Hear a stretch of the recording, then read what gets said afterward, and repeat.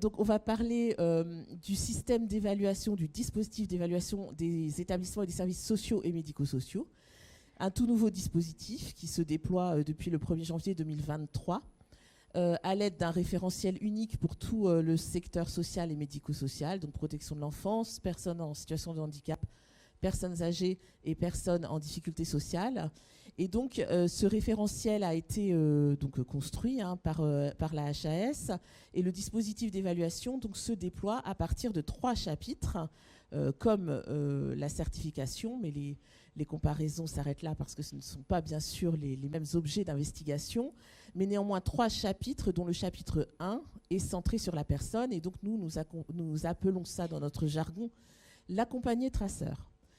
Donc on a donc ce dispositif d'évaluation qui prend en compte la parole de la personne accompagnée en premier, et également dans notre dispositif d'évaluation une obligation pour les évaluateurs, qui sont des organismes privés accrédités, qui ne sont pas des experts visiteurs de la HAS, là aussi une petite distinction.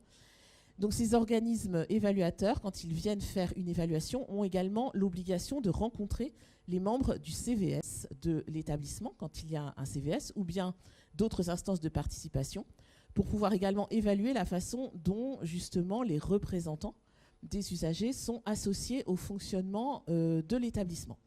Donc c'est ce qui nous a conduit à animer notre atelier autour de ces 2 questions. Donc d'abord la personne accompagnée dans l'évaluation, et deuxième question, comment on travaille avec le CVS pour l'évaluation. Donc est-ce que Daniel... Je veux bien prendre le relais, je ne sais pas si ça fonctionne. Donc alors sur la personne accompagnée, donc on parle finalement d'une interview qui va avoir lieu entre les agents qui réalisent l'audit et l'inspection, et les personnes accompagnées. Donc cette évaluation doit être expliquée aux personnes qui vont être interviewées dans des termes qui leur sont accessibles. Donc on a dit vulgarisation, mais on a dit surtout FALC. Voilà, facile à lire et à comprendre. Alors ce qui est important également, c'est rechercher le consentement de la personne accompagnée pour être représentée dans le cas où celle-ci ne puisse pas s'exprimer pour des raisons diverses et qui nécessitent un accompagnement. La crainte qui a été mise en avant, c'est la confidentialité à respecter par rapport à la personne qui va représenter la personne accompagnée. En l'occurrence, laisser le choix de ne pas être représenté par un professionnel qui intervient dans l'établissement. Alors, sur les modalités de l'interview, alors, je ne sais plus où on en est dans la préparation de cette recommandation, mais il y a une recommandation qui est en cours de préparation sur les modalités de recueil de la personne accompagnée. Donc il y a toute une technique, en tout cas une méthode pour se mettre à la portée des personnes qui vont être interviewées. Et donc c'est ressorti spontanément sous la forme de transcrire et sous la forme d'une grille d'évaluation qui soit accessible, encore une fois, à la personne qui va être interviewée. Alors le corollaire de ça, c'est qu'il faut aussi s'assurer, et peut-être qu'on va nous confirmer que les organismes accrédités, voilà, ont été formés en ce sens, mais bon, on a préféré quand même insister là-dessus, c'est former les évaluateurs au recueil de l'avis des personnes accompagnées et aux divers profils que l'on rencontre dans les établissements sociaux et médico-sociaux, puisqu'il y a une hétérogénéité des profils et des capacités à répondre à ces interviews. Alors, un point très particulier a été soulevé et qui mérite vraiment d'être mentionné, c'est le cas des personnes sous tutelle, dont on nous a dit qu'ils n'étaient pas habilités à se prononcer eux-mêmes, ce qui est quand même quelque part une aberration.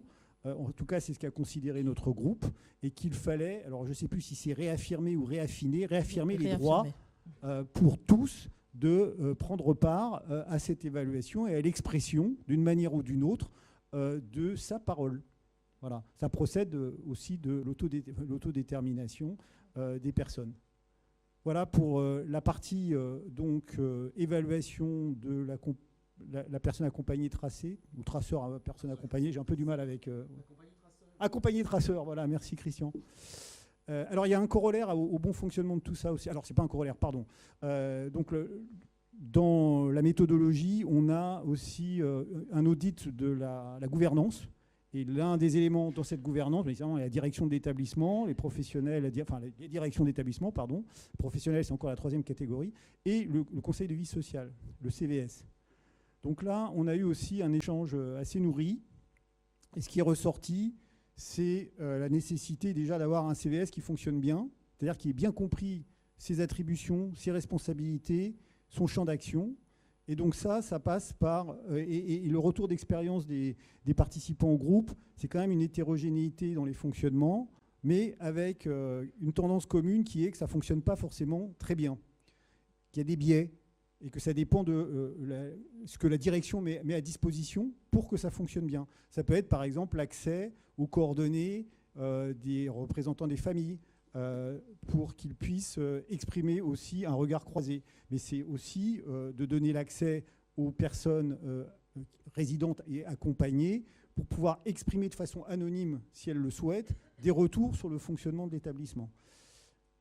Donc dans la formation de ce CVS, dans le fonctionnement de ce CVS, la formation de ses membres, c'est important. Et ce qui est ressorti, c'est qu'il fallait vraiment qu'à minima, le président, vice-président soient formés, mais l'ensemble des membres aussi, pour qu'ils puissent exercer leur rôle pleinement. Du coup, ça amène à la notion...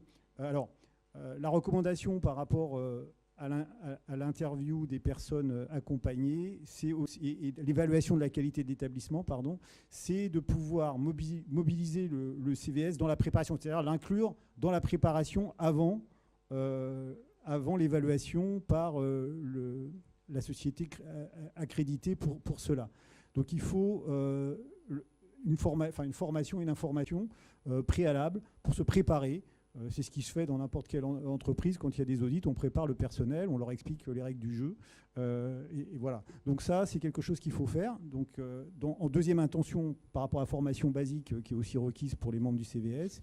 Et du coup, tout ceci doit aussi concourir à renforcer l'exigence et l'efficience des CVS pour asseoir leur légitimité. C'est-à-dire que se pose quand même la question, si on interviewe un conseil de vie sociale pour avoir, pour évaluer le bon fonctionnement de l'établissement, donc ça fait partie de la gouvernance, il faut aussi que ce CVS soit légitime, représentatif, et qu'il ait eu les outils pour s'alimenter des informations auprès des personnes concernées.